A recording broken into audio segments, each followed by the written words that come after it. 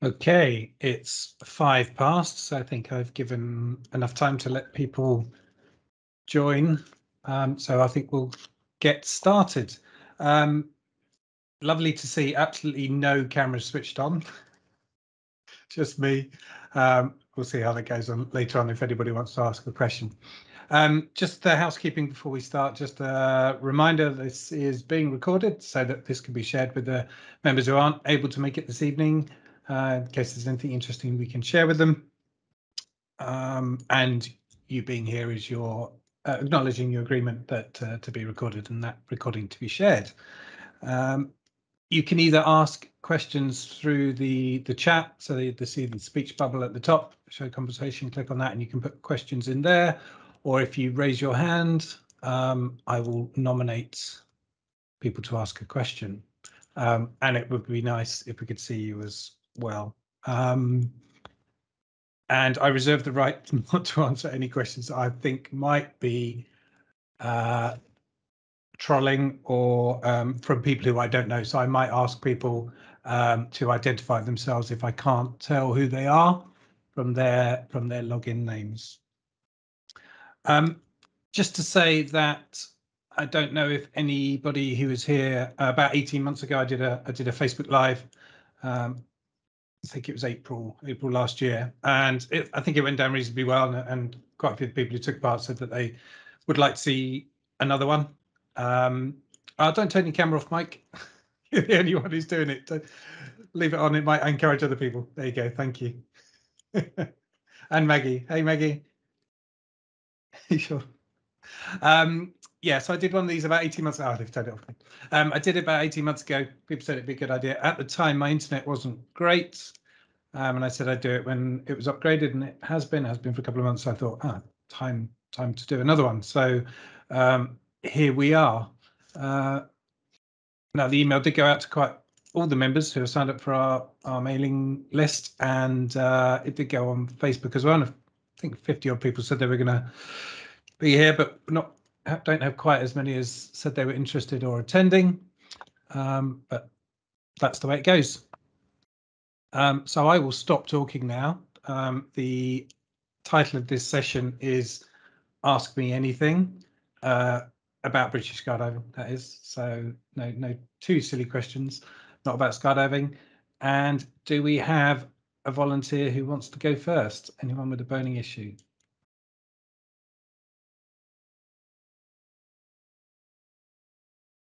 Nobody? Come on, somebody must have one. Hey, Mike. You are muted, Mike. You need to unmute yourself.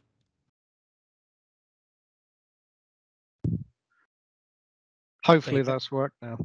Yep, can hear you, Mike. What's your feeling about the use of the word consecutively in any form of training material that's coming out of British skydiving? I think there's two responses I would have to that. In that, firstly, I'd need an example to answer your question, and I'm not quite sure what you're getting at.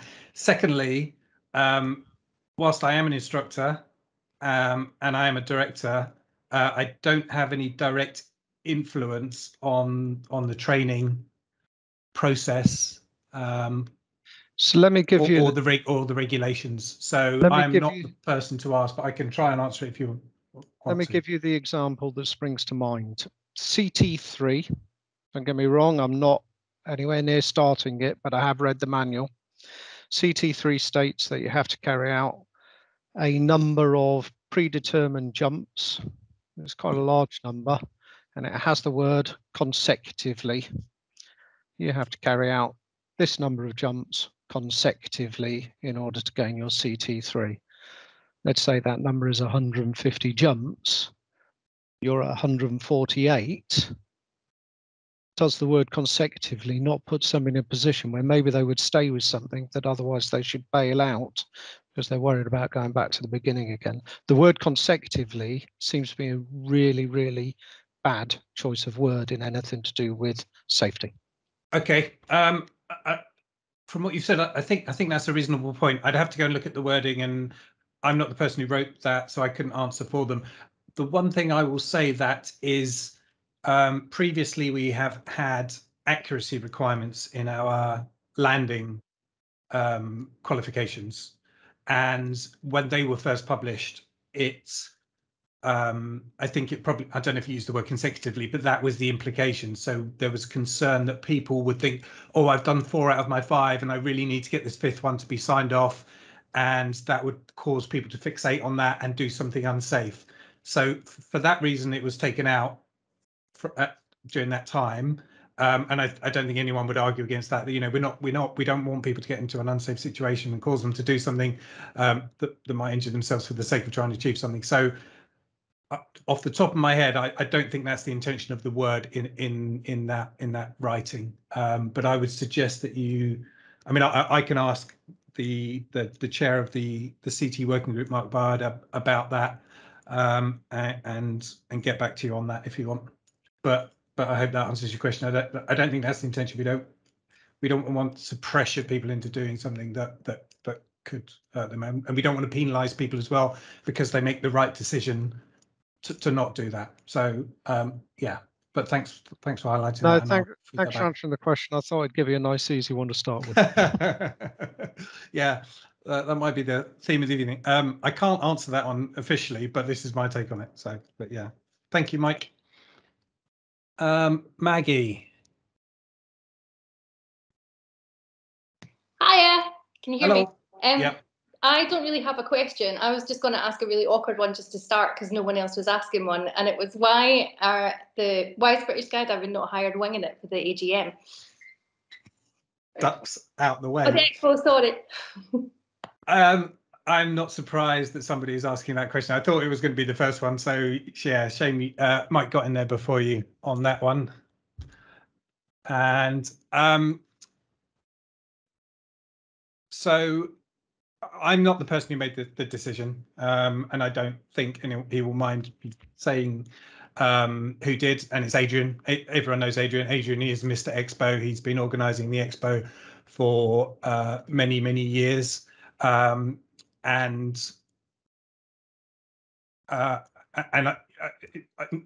we shouldn't. Nobody wants to step on his toes, as it were. He's very good at what he does. We all have try and delegate all the things that we do. People have their own area. So it's Adrian that made that decision.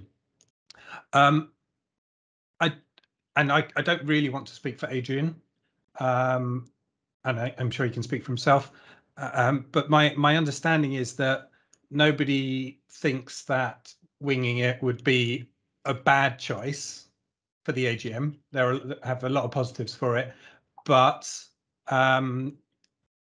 Adrian, I assume Adrian's thinking is that he has a better choice, and you know, we have to leave it to Adrian's judgment on that because he has a lot of experience with this, and trust him really. Like I say, it's no criticism of Winging It as far as I understand.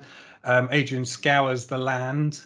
I think he has quite an extensive list of criteria that he uses to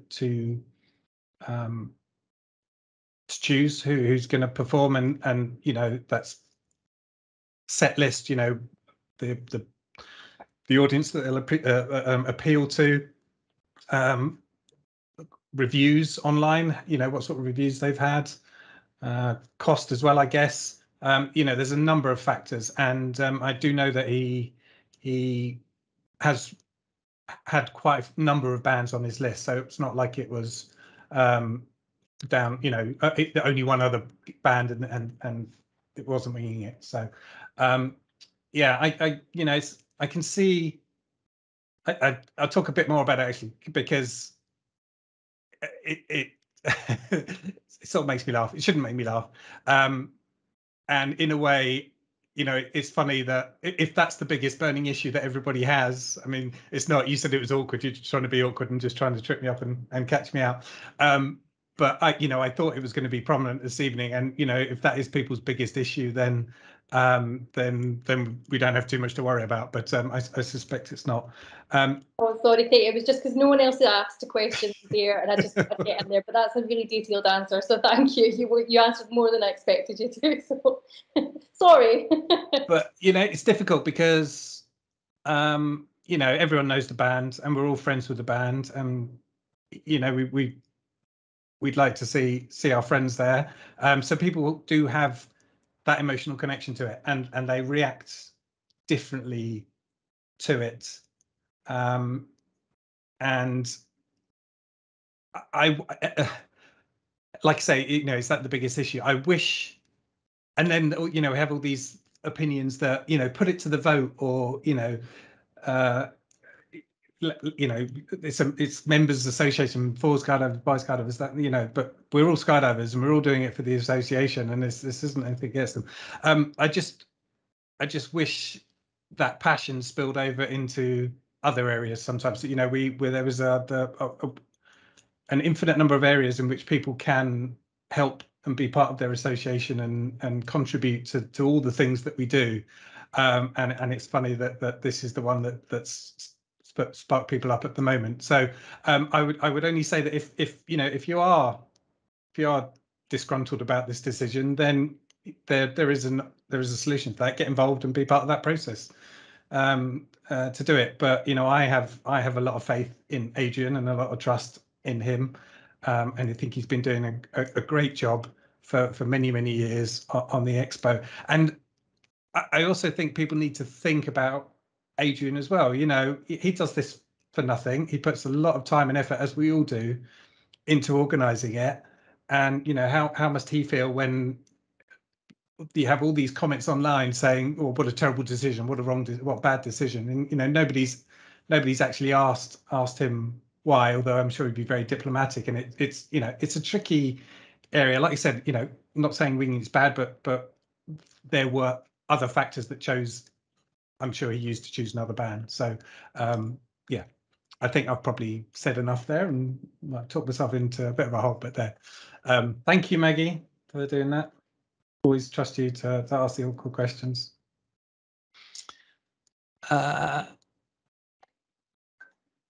So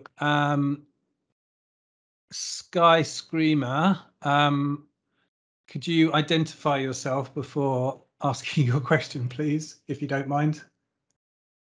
Hi there. Yeah, thanks very much. I'll keep my camera off just due to signal, because I won't be able to keep up. My name is John. Nice to meet you all. Craig, I just had a question in regards to British skydiving for new skydivers.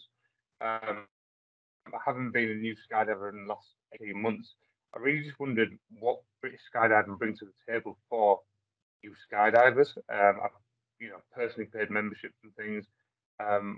What is out there and what's being developed in the background maybe try and support new skydiving and progression as well. Okay, you're breaking up there a little bit. So I think the question was, what do British Skydiving do for new skydivers, and what do we do in order to help progress them? So, yes. Specifically, you know, there's a much broader answer to that and I would direct everyone, whether you're a new skydiver or an old skydiver, because I think a lot of people don't appreciate what we do as an association, the number of things that we are involved in.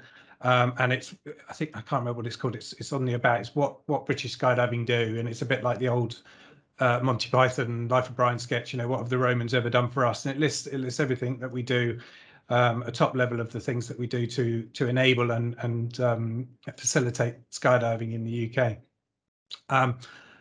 So there's all that as a base, but I you know, I don't think that answers your question specifically. You're asking about a new skydiver. So one of the things that we do is coaching roadshows.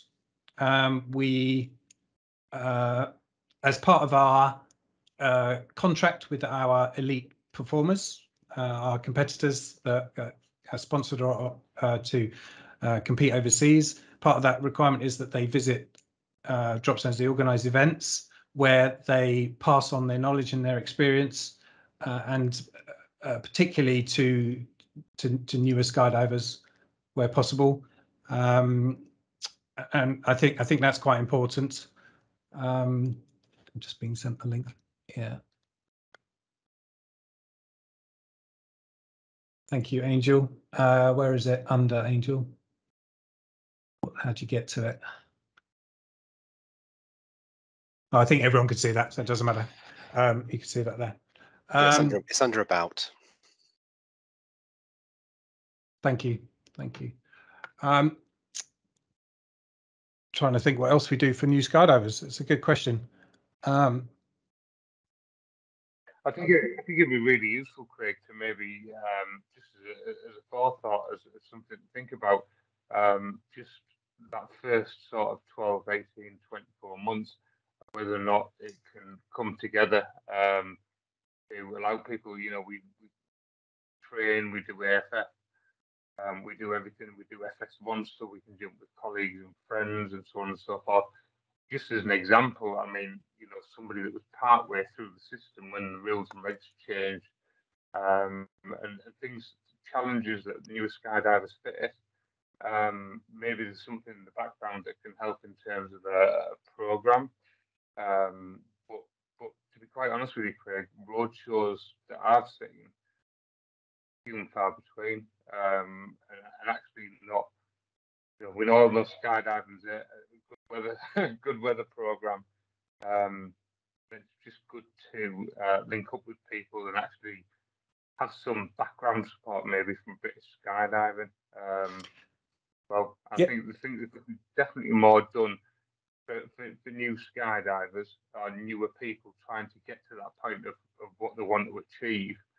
Because ultimately, as a new skydiver, I potentially rock up every year, pay however much it is, 110, 120, 30 pounds, don't really see a great deal more. I mean, I've jumped onto this call tonight because it's a really useful call, and thank you very much. But yeah, it's just worth asking the question, isn't it? So the biggest issue for new skydivers is what do I do next once they qualify? And you know, despite us being a massively friendly sport, people do find themselves falling between the gaps. Maybe there's cliques at the drop zone, or they don't feel confident enough in their skills or their ability, and that's why, you know, the coaching roadshows are very important for in that situation, because it's a way of getting that assistance in terms of coaching. But also it is a networking event as well, so it does introduce you to the whole range of people in skydiving, from the coaches down to the new skydivers. So it is a way of building that network that will help you stay in the sport. We also have a mentoring program called Rise Up, which is I think massively underutilized, and I think we should be trying to do that, make use of that more. But that does rely on assistance from the members as well, having volunteers that act as ambassadors and assistants to new people in the sport.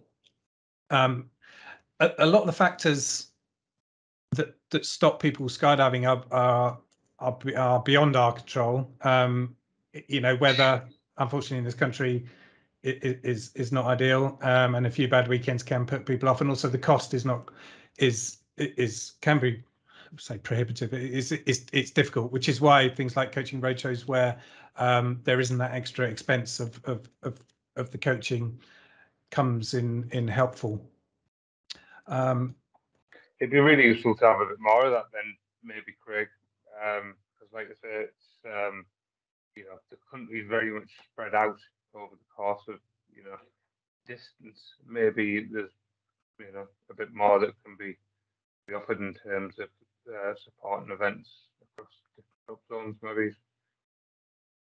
Because I've been quite intense with my skydiving over the last year, and reading up and looking at British skydiving and things. And to be honest with you, I haven't seen a lot.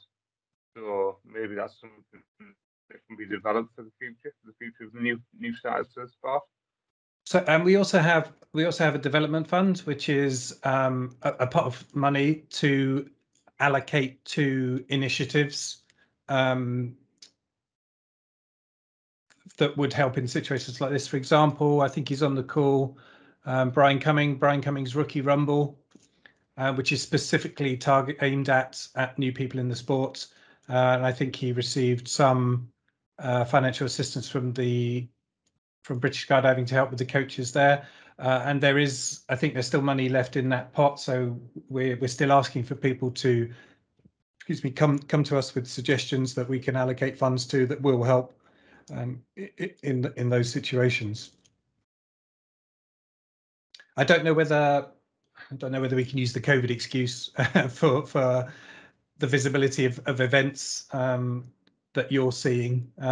You know, perhaps at the start of the year that might have been true, but maybe not quite so much now. But I'm really hoping that next year we get back to full speed and we have the full series of what we'd hope to do. Does that answer your question? Yeah, it gives me some kind of idea. I think let's see what happens in 2022. See what more comes in 2022. Eh? Okay, and you know, if you have any ideas, please feel free to suggest them, because you know we're not the be all and end all. We aren't all seeing. We don't have all the answers, but we try to do our best within our capabilities and our budget. Thanks, Craig. Thanks for answering that for us. Sorry, it was a bit of a long-winded question. That's fine. No, it's you know, it's probably one of the most critical things. One of our stated strategic aims, and it has been forever really, is retention. We have a fair size turnover in our sport. Pre-COVID, you know, COVID sort of changed all the rules really and of what happened, but we're recovering from that. But before that, our membership was growing slightly, but we not in line with the number of people that would come into the sport every year. We know about 1,000 people would get their A license, but we weren't increasing by 1,000 a year. It was, you know, relatively stable. So, you know, we knew we were losing 1,000 a year, and that could be for a multitude of reasons, just because, you know, people are retiring from the sport, job changes, family changes, all those sort of things. But a big part of that is the newcomers who, for whatever reason, you know, don't wish to progress with the sport. It may be that it's just a bucket list tick that they wanted to do and they get qualified and that's it.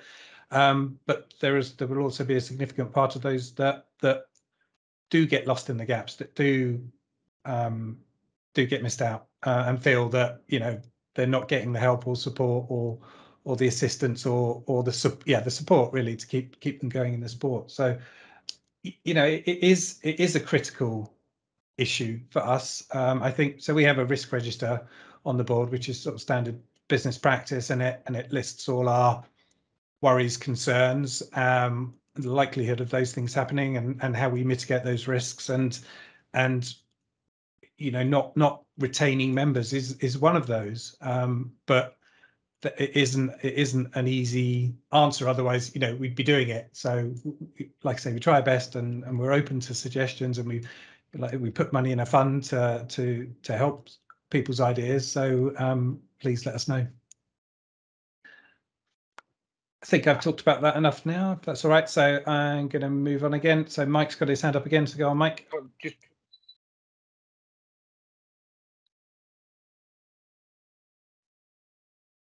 You muted again. No, there you go. There you go. There we go. Actually, it follows on from that, Craig. I was reading them back. I'm very sad. So I was reading back issues of the Skydive the mag. You sound like my kind of man, Mike. That's what I was reading one from 2011, and in there, this very topic of how do we keep people in the sport was raised. Yeah. And one of the discussion points that was in there was some thoughts about revisiting how we qualify people for their FS.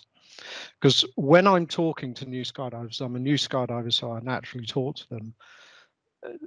Almost the singular biggest frustration that I hear from people is that they get bored jumping out of the aeroplane on their own, and they want to jump with their mates. They don't necessarily want to do 4 ways at that point and be doing the team events.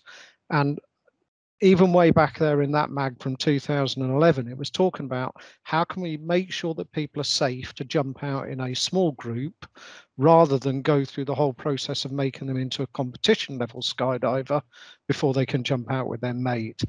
And changing that in a safe way, because we don't, we want people to be safe when they jump out with other people, but getting in a safe way that they're safe to jump out with their mates. So they're not lonely for the 100 and something jumps it takes before they can get access to a coach to go through the full process, actually might retain more people in the sport because they'll enjoy it more.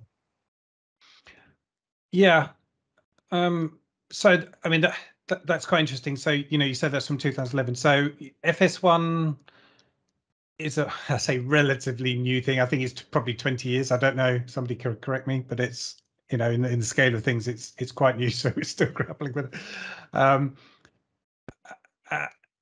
So, whilst the issue of retaining people has been there forever, that was something that came in that, as you say, potentially has an impact on that retention.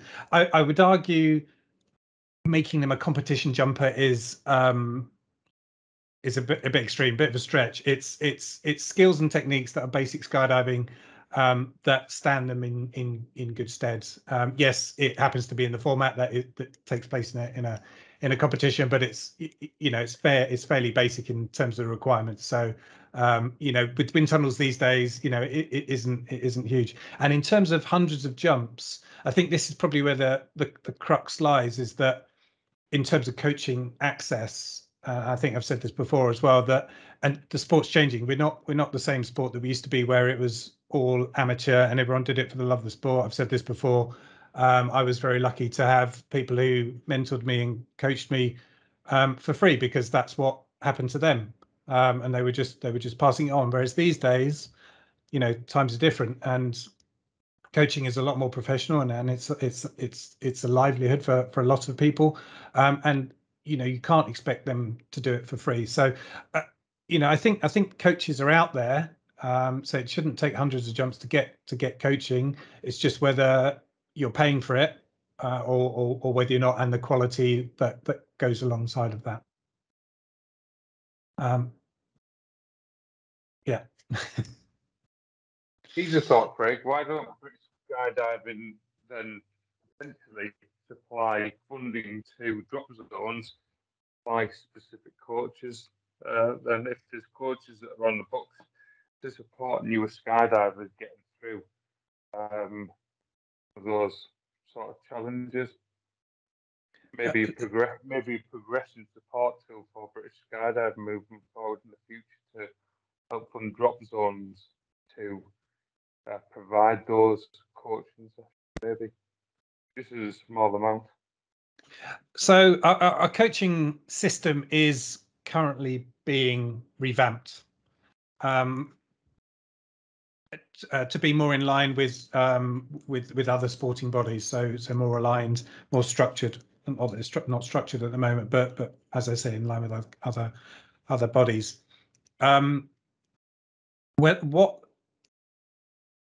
Whether that will achieve what you're asking for, I'm not sure. You broke up a little bit there, so I didn't quite get it. I think you might have suggested something that could be done in terms of helping. Did you say? Yeah, a bit like almost funding bursary to progress from one. Okay. Yes. Possible. Sorry, you're really breaking up, and I think I'm talking over the top of you. So for those that potentially can't afford it, or you've got some level of the problem. The problem with that is finance, really. In order to be able to have any significant impact, would actually take a significant amount of money, I think.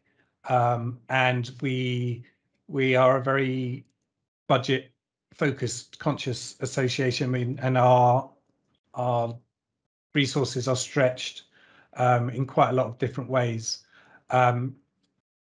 so it's a bit of a slopey shouldered answer to that one. I'd question whether we could allocate enough funds to make a significant impact in that area. You have to remember we've got we've got 20 plus PTOs in the country. We have 1,000 A licenses a year. If say you gave a free coaching jump to every newly qualified A license out there, I don't know what the going rate for a coaching jump is at the moment. Is anywhere between 50 and £100. Is that a reasonable cost to say? And times 1,000, you're talking a lot of money, and that's just for one jump. And would that make that much difference? Sadly, the answer is always, if we had more money, we could do a lot of things. So it's about the most effective spending of the funds that we have, that we think will achieve the biggest impact. Yeah, I completely agree, Craig. I think you're absolutely right in terms of the distribution of finance across the country. I just think that, I don't know, maybe I'm just thinking outside the box here, really. But certainly a small token amount to each DZ to maybe help focus on an individual or a couple of individuals that have struggled or that are wanting to really push forward and progress in the sport, that can't, or that they're struggling to do so, actually might be just a good opportunity to say, we're BS and here we are and we will support you potentially. I don't know, I was just thinking of something outside the box that would help you. Yeah, the trouble is that that in itself becomes divisive then, because I'm sure everyone, how do you choose that one or two people that would best best benefit from that assistance? And if you give it to one person and not another, then that would actually cause some resentment amongst other people. So I would love to, but I think it has the potential to cause as many issues. Even if the DZ just put on a free coaching day, essentially. Yeah, I mean, but this is where coaching roadshows come in, because effectively that's a combination of the two things. So the drop zones will bid for these coaching roadshows and provide a certain level of assistance with that, and British Skydiving provide the coaches, and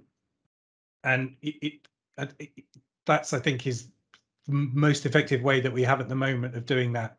The issue comes is that not every drop zone has a coaching roadshow, and that might be because they're pretty small, and they can't dedicate the resource to do that, or they have other commitments, or it just won't be effective to the return on investment in that situation. So we try to spread them around, move them around, so that regionally and geographically people do get access to them, and have them in places where it will most benefit members as well.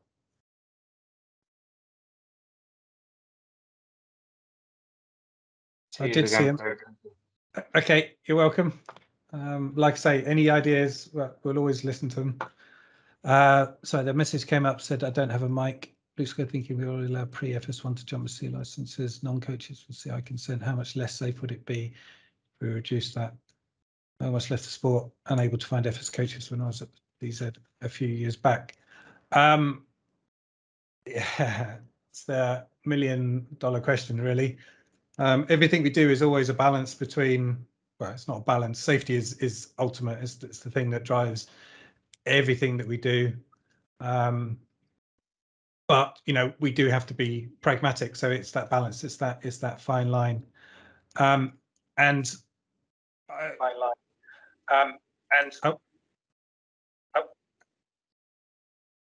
I will say that in terms of a decision like that, that's, again, this is not something that I have control over. It's STC that make the decisions in terms of that. So if that's something that you feel needs to change, the first port of call on that one is your chief instructor, really.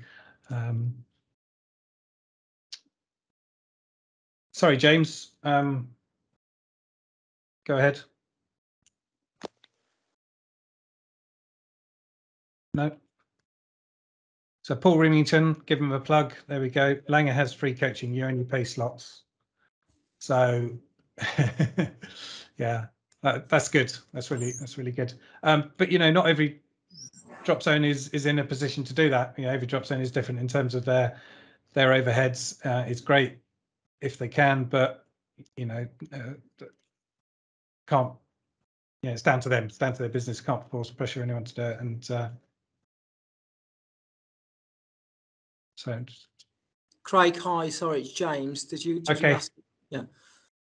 Hi. My apologies. Sorry, I'm a little bit late to the meeting, but my question is, as in, ask a question to Craig, anything you like. Yeah. What I'm noticing is a new skydiver, new to British skydiving. There seems to be a lot of members wanting the vote to go to them, in a sense of, you know, oh, the committee has made this decision, but I want to decide on it, and the numbers should decide on what's decided. I believe, as a new skydiver, that we set our faith with British skydiving, and we ensure that you make the right decisions at the right time with the right information, at the right information that you're provided with. My question is that if we get this constant second guessing requirement to explain everything, etc., where does the committee put itself with regards to our leading light? You know, why should the committee have to ask the membership for everything? Surely you're in a position to make decisions. And I'm sorry if it's a controversial one, and I do apologise that I've missed a lot of the meeting, but I personally, as a new skydiver, put my faith in you guys to make the right decisions at the right time. Why do you need to fight the fight that is second guessing the committee decisions? Sorry, that's my question. Because we're a membership association, you know, we're by the members for the members. So and I you know, in a way, it's good. The members are passionate and they care. You know, that's what we want. We don't want people to be distanced and disconnected. But you know, I agree with you. The board are elected to make those decisions. That's the way it works. So you know, you have to trust the board.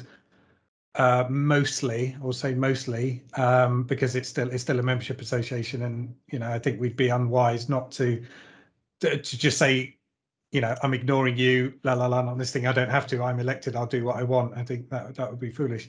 I think that, and I'm always about balance. I try to balance everything, and it's anything, any big issues. It should have consultation. So there needs to be involvement. You know, just giving the example of, you know, how do we solve the problem of losing people and retention? And you know, I said we don't have all the answers. You know, we want engagement from the membership. So, and it works both ways. You know, we should engage with the members as well when big things happen, and there's likely to cause an issue. So again, hedging, sitting on the fence there, it works both ways. Yes, the board should be trusted, but it's still a membership association, so we should still listen. Does that answer your question? Yeah, thanks, Craig. And I do apologise for probably asking a poignant question, but the reality is that we put our trust in you guys. I don't believe you should be second guessed every now and then. I think, you know, you're in a position to make decisions, and that's what you guys are technically employed to do. I think there should be more trust and more value in, you know, where you guys need to be. But I understand that we can't obviously close our ears to everything. So thank you very much for your answer. Yeah, there's second guessing, and there's asking questions. You know, if we haven't explained ourselves well enough that leave people in the dark, then you know it's to be expected that people are going to ask questions and wonder. And this is partly why I'm here doing this evening. It's about communication. It's about reaching out. I hate that, reaching out. But yeah, interacting with the membership that don't generally get the opportunity to, so we can have some of those conversations. So part of the process, communication is good. So Tony's had his hand up a while, so I think it might relate back to was it the FS coaching thing, Tony, or is it something else? I'll let you have a quick say if you want to. Yeah, it was. I didn't want to. For those who don't know me, I'm Tony Butler. I'm the Chief Operating Officer. I was on that question, and there is a balance between safety and letting people enjoying themselves, because I know that getting your A license, the idea of the A license is so that we know that you're safe to go out and jump on your own. Getting your FS1 means that you're safe to go and jump with others. But what we are going to look at, we're going to look at perhaps a halfway between the A license and the FS1, where perhaps you can do a couple of training jumps and then jump with maybe one or two people and not start jumping in bigger numbers. So the member development committee, which is the membership journey, has been discussing that to a certain extent, and there is a feeling that there's a halfway house between your FS1 and your A license, where you're able to jump with your mates who are of the same quality, because that has always been the problem, is that when you start jumping, you want to go out and jump with your friends, and that's completely understandable. So that is being looked at, and hopefully we will have this halfway house. That's all I wanted to add on that one, Craig. Thanks, Tony. Yeah. So just looking in the chat, there's a question. Is there more than one James guest? Anyway, I don't know if it's the same one that just asked a question, but there's another one. And it talks about during lockdown, it was agreed that reserve pack cycles were extended for 12 months. And it says now that we're back on the 6-month cycle, but if it was deemed safe for a 12-month cycle last year, why are we going back to a 6-month cycle now? Again, I can pull the magic get out of jail card on this one, saying I'm not a rigger. I don't sit on riggers. I don't sit on STC, so I'm not really qualified to answer this one, except to say that was an exceptional situation, and I believe the reason why that was permitted is that the whole world was locked down. Nobody was jumping, so rigs pretty much sat in cupboards for that whole time. So, and there would never be another situation like that where that was Tony's jumping again, going to happen. And that's why we're back onto 6 months now. Having said that, other countries do have longer repack cycles than we do. I think Germany does, and it's something that riggers, advanced packers and riggers will be aware of, and it does get mooted and raised from time to time. So a bit like with the FS changes or suggestions, I'd suggest you talk to your rigger at your drop zone and ask their opinion and see if they've got what their feelings are on it, and they're the people that would move any decision like that through the rigging committee and through STC. And in terms of, you talk about benefit of work, I'm not sure that's a valid argument. It's because I think pricing has changed as a result of that. So if you have if the repack cycle is longer, you probably end up paying more for your repack. So I think in the end you'd probably pay the same money whether it was 6 or 12 months. It's just a practical end result on that one. To be fair to Buzz and Tilly, because I mentioned Langer and their free coaching, and at Tilly it's only a slot plus a tenner. So another good deal there.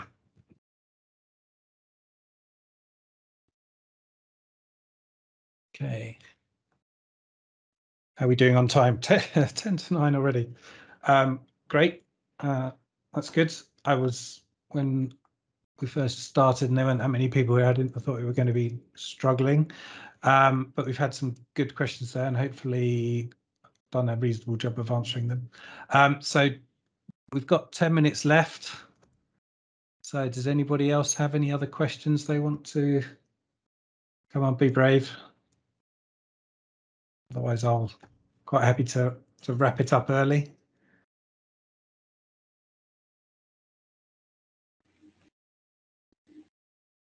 No? Craig, you might say it's James. Sorry again. Hi, James. I just want to say, as a newbie, and I mean really newbie, 60-yard jumps or whatever, I do, and this is where my question was geared towards. And whether you call it kissing ass or whatever, I just think it's really important that we need to understand that British Skydiving are there for a reason. We need to understand and say thank you to you guys, the committee, and everybody that does a good job at British Skydiving. I jump overseas as well. That I just want to say, bit corny, I know, but thank you very, very much for everything that you do. It really does get on my wick, as it does, I'm sure, a lot of people, that you're second guessed on a lot of decisions. But I completely understand what you said earlier, that it is a committee, there are a lot of members, and it's a membership society, and you need to get the understanding from everybody. But at the end of the day, you guys are in a position where you need to make decisions. Those decisions are hard and may not meet everybody's approval. But I just want to say, from a personal point of view, corny as you like, thank you very, very much for your support and your guidance and your help so far. Thank you very much. Thanks, James. I appreciate that. Yeah, it's nice to hear.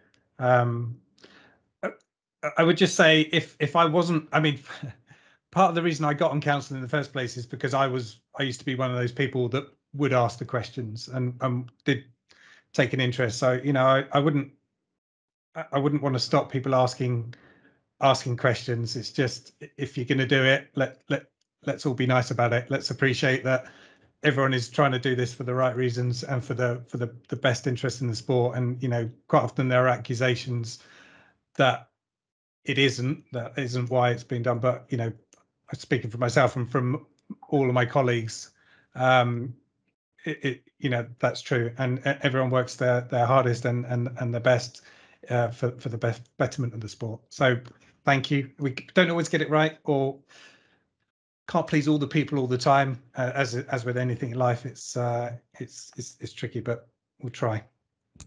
Awkward Maggie. Hi. I've got another Shane question. doing? Just while you were, oh, he's just blazing out in the back. I told him he was going to go on camera. So with the committee, I'm just trying to find the post on Facebook so that I don't make an arse of myself and ask the wrong thing. So there wasn't enough people to have a full committee, and now there are those 2 extra spots, and they're going to be filled by a nomination with the new committee.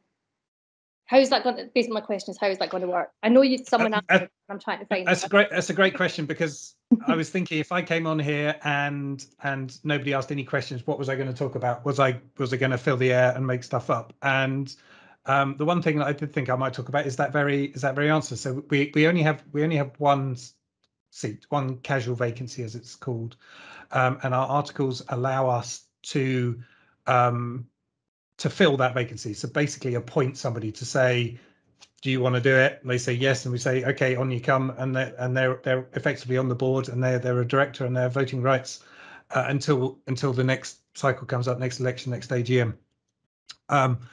And I'm very keen to do that. I did raise it at the end of last year. It was a bit late to really do anything, because, you know, I thought we needed it, but now we're going into a whole new year with one person down. I think it's really important. When we changed, if everyone knows, a few years ago, we used to have 15 on our board, and we adopted good governance practices, and we reduced to 12. So we lost 3 seats, and 2 of those seats were given over to to independents, so it's people external to our sport. So we only have 10 people from within the sport on the board, and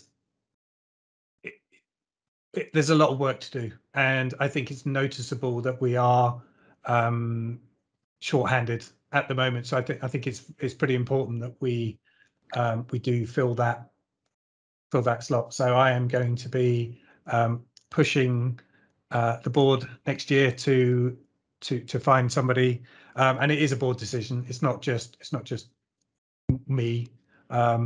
So we need to identify what it is that we're missing from the board, what skills that we think would help, and both canvass the membership for volunteers, but also we have an opportunity if we think that there are people who might be suitable, that we can ask them if they consider it as well.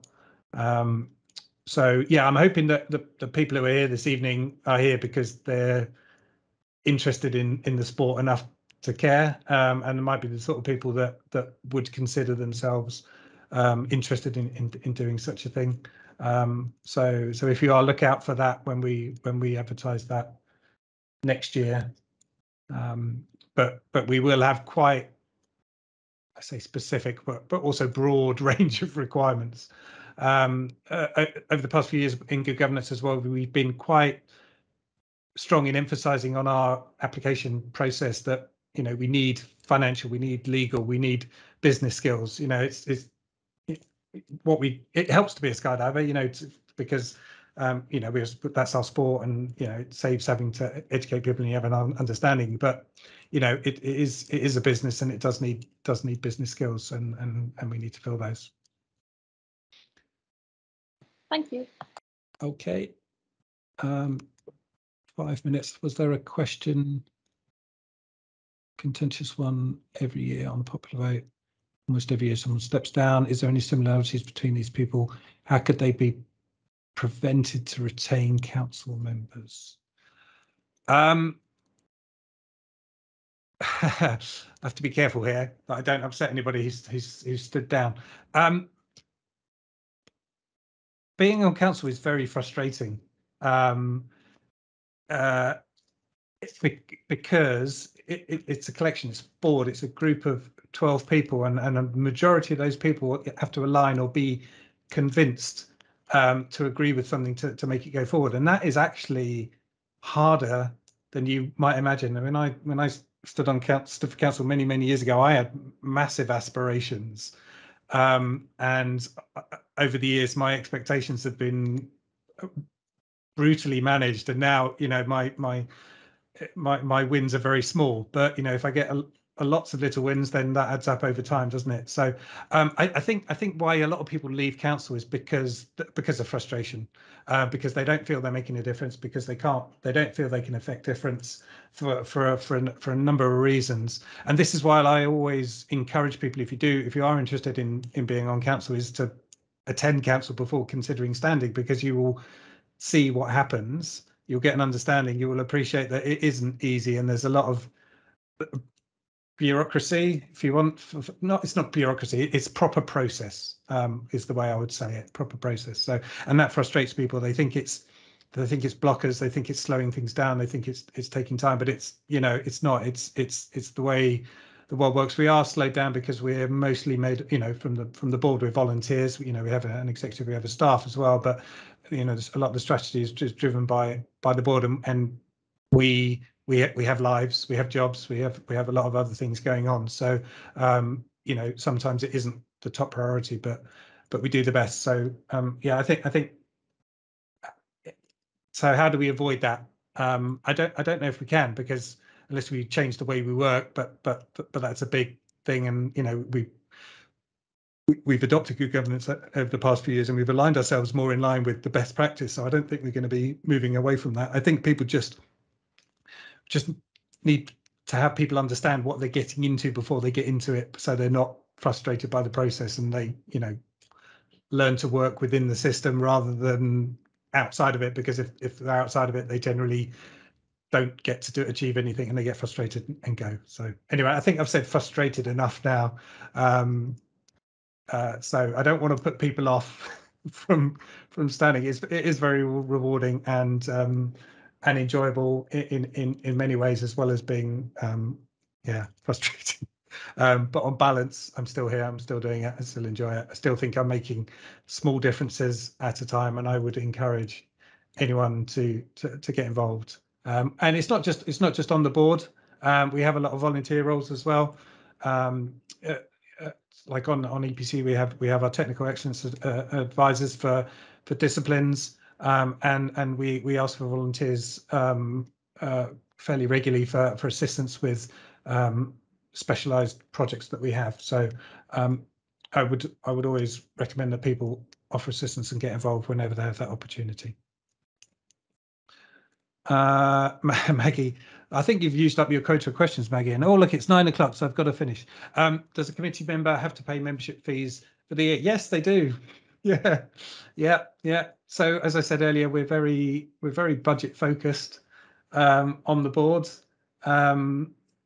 And yeah, we don't get much for doing it. We get expenses, and this year it's been all virtual, so there's been no expenses. And actually, there's been a ton more work. When COVID first happened, we were having meetings every week. So even less, even more work for no assistance. Some people, there's a risk that if there's a free membership, then that might encourage people to do it. Just for the free membership, and you might get somebody who sits on the board and takes a place that somebody else might have taken that would contribute to board, and they don't could contribute just for the free membership. I don't know. Bryn said, but judges don't. That's very true. Judges do get free membership. That's partly because that they need the membership to be a judge, to be on airside, to have the insurance to do that, and yeah, and judging. The reason I'm laughing is not because I don't think judges shouldn't get free membership. I absolutely think they should, because we struggle for judges is even with that, and it's a very difficult job, and it's a very time-consuming job, and a skilled job. I was just thinking about it from the applying the same argument to council. It's difficult, it's time-consuming. We struggle to get people to do it. So perhaps we should, but no. As I said, we're a budget-conscious association, and actually, I don't think anybody from around the board is going to suggest that we get something for free, because I think then the whole membership will look at us and go, hang on a second, you're giving yourself freebies there. So I think it's now past 9 o'clock. Yep. So I think I will call it an evening there. So thank you everybody for coming this evening and asking your awkward questions, Maggie.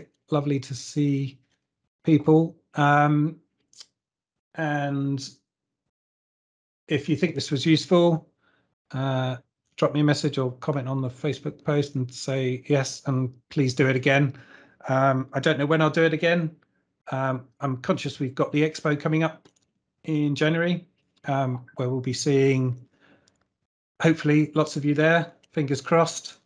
I'm always available. I'll be in the bar, buy me a drink. I'm always available on email, craig@britishskydiving.org. I'm on Facebook, or whatever, really. Get in touch. But I hope to should do this again, but it'll probably be in the new year, February, March time, I think, to let the expo settle down and see what feedback we get from that. And I'll plan to do one in the new year. So okay, I've waffled enough. Thank you everybody, thanks for your questions. Have a good Christmas, and I hope to see everybody at the expo. If you've not been before, please come. It's a great event, and please support the band, because I don't know if everyone saw Cheryl's comment on one of the posts, but we don't want there to be an atmosphere for those. Let's just enjoy it and have fun and not make life difficult. So yeah, see you there. and take care. Thanks, everybody. Bye-bye.